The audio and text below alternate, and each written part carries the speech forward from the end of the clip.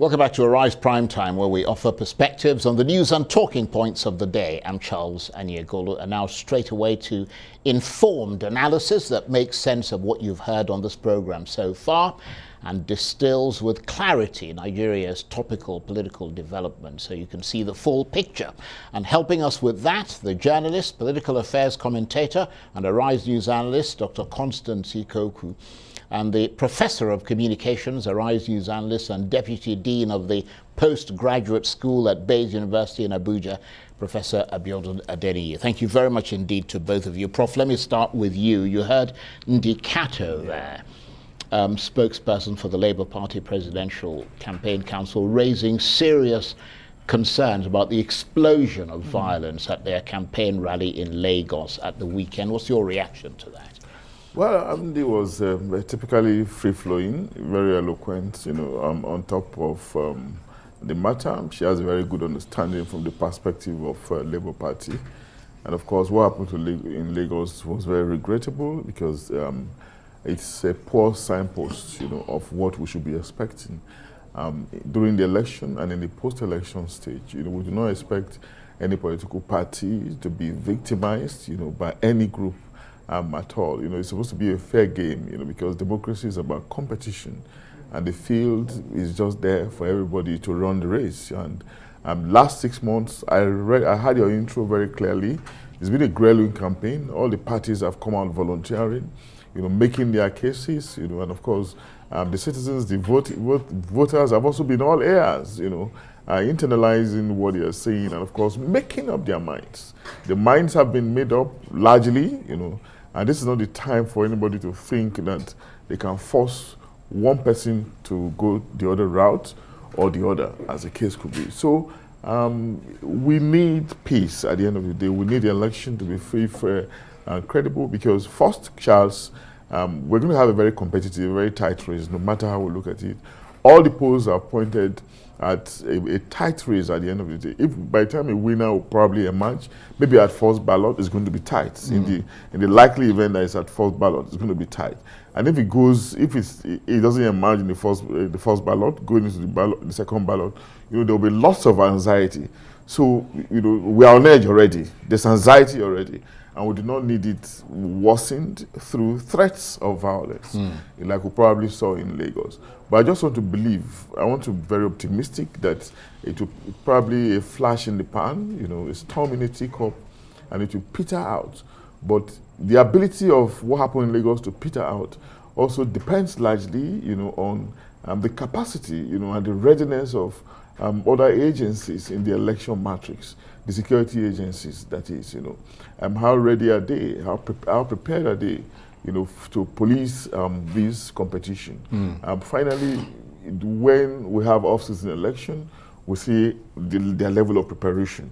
We'll see announcement, 36,000 policemen mobilized to Osun, mobilized to Ondo, and all that. How many thousands are they going to mobilize now?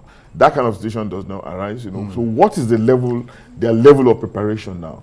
I think they have been quite slightly silent, very much unlike the INEC, that is preparing through mock trials, mock accreditation, mock use of beavers, etc., etc. What about the other agencies in the multi-stakeholder affair that election is so-called?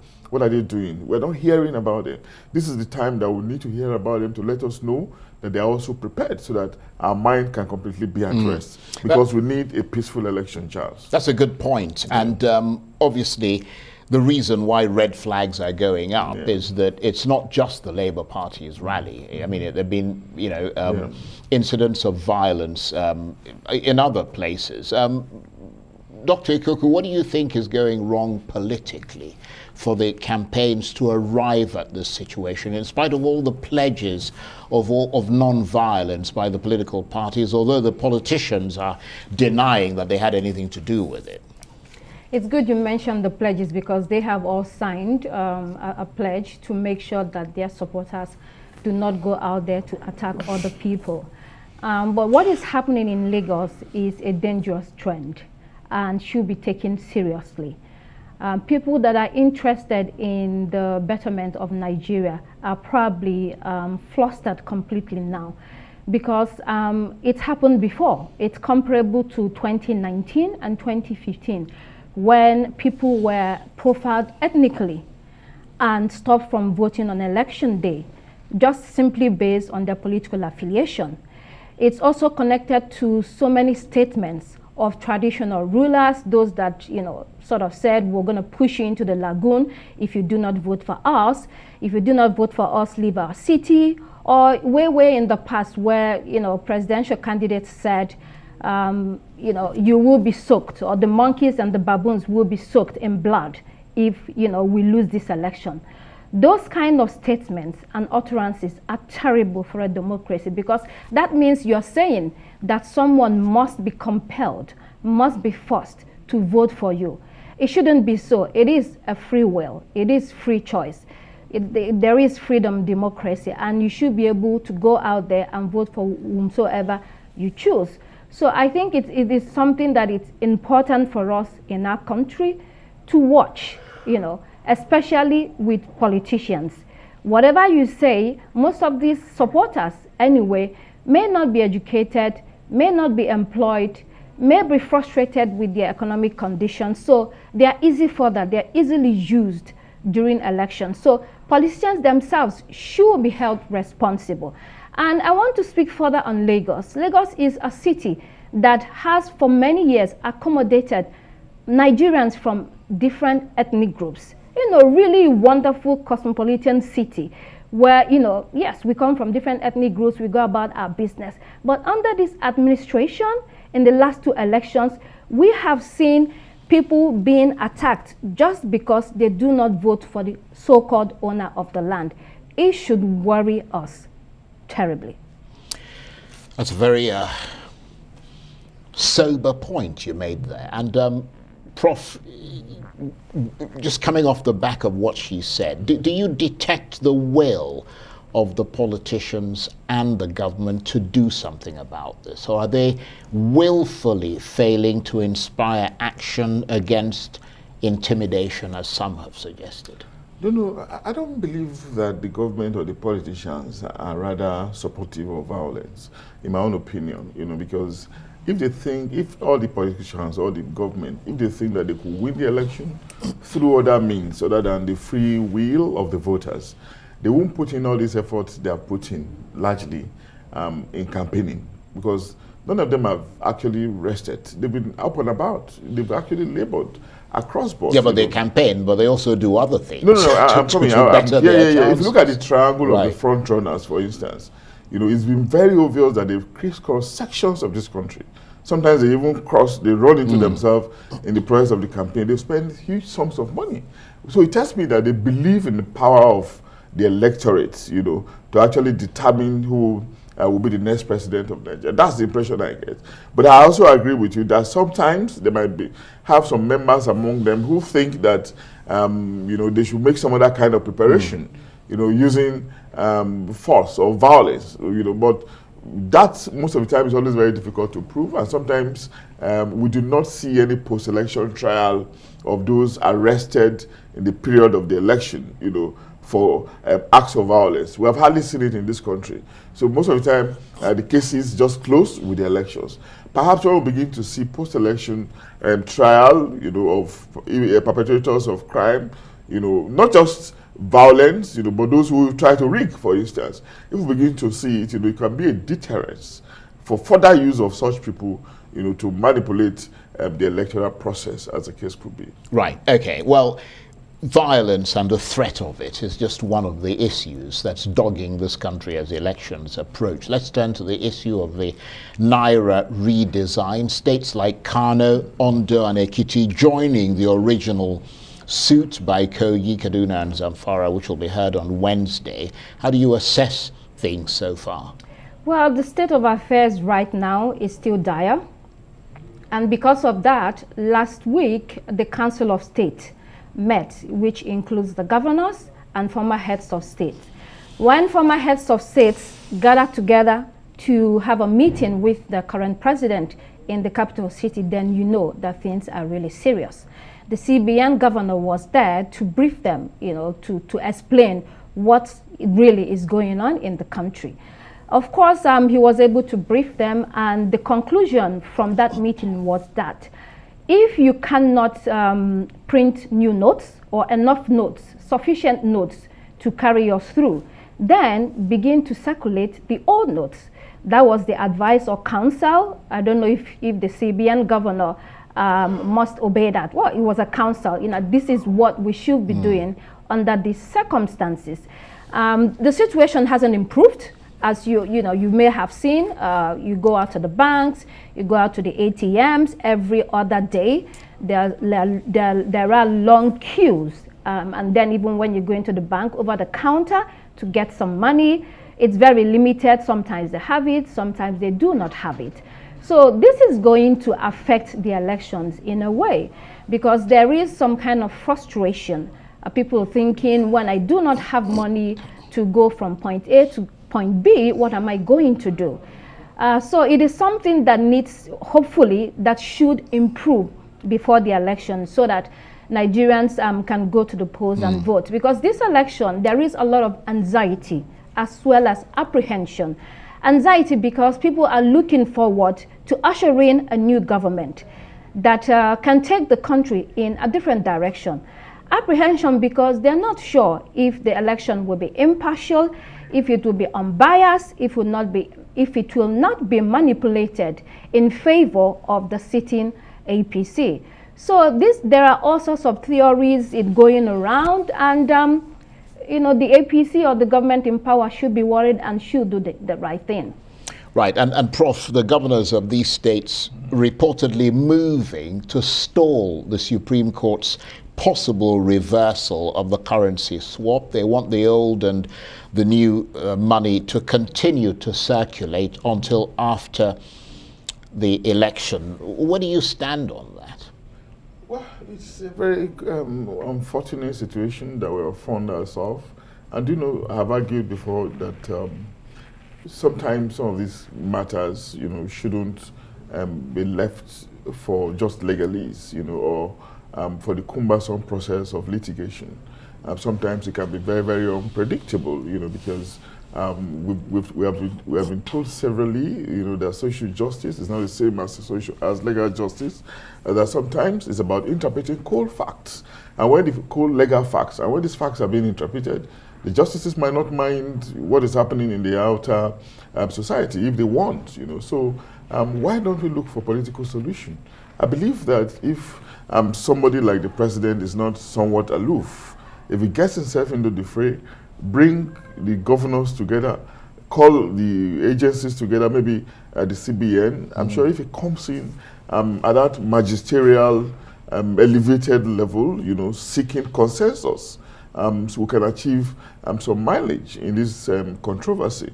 That's what I think, really. But when he remains somewhat aloof, allowing equally determined governors and, of course, functionaries at the level of agencies who believe that they know what they are doing, to stand their ground, of course, there will be tension, there will be a tangle, and that's what we're saying, that perhaps the president can wade in, bring about some consensus building process and allow us to have a common ground in the build-up to the election. But having said that, Charles, I don't also think that the controversy will affect the election if the election is going to be free, fair, and credible. Because what's the big deal? I may be wrong, but this is just my opinion. There's not going to be a movement on election day, isn't it? There won't be movement. There will be little or no movement. Only security agencies, those who are on essential duties, will move. What it tells me is that you're going to vote not too far from where you live. So you probably may not need money. You probably may not even need fuel to get into your car. It's just about doing some exercise, walk to the polling booth, vote, and come back to your house. So what's going to be the role of money in that circumstance? Except we're imagining some high level of bribery, as the case could be, which is antithetical to a free, fair, and credible election. Now, that's not the kind of election. That's not the kind of electoral process that we actually want. Well, I mean, we'll have to wait and see. But you made a very good point there when you talked about seeking political solution. And let's not forget that the 7 days that the president gave has expired and we haven't heard from him and the situation hasn't changed. But let's move away from that because Dr. Ikokwu, the election's now just over 10 days away, 12 days from today. The outcome difficult to predict, but the artificial intelligence search engine Bing AI suggesting that the elections will be a close contest between Tinubu and Obi, with Tinubu having an edge if voter turnout is low, and Obi having a good chance if voter turnout is high, and Atiku Abubakar essentially pushed to third place. What do you make of that?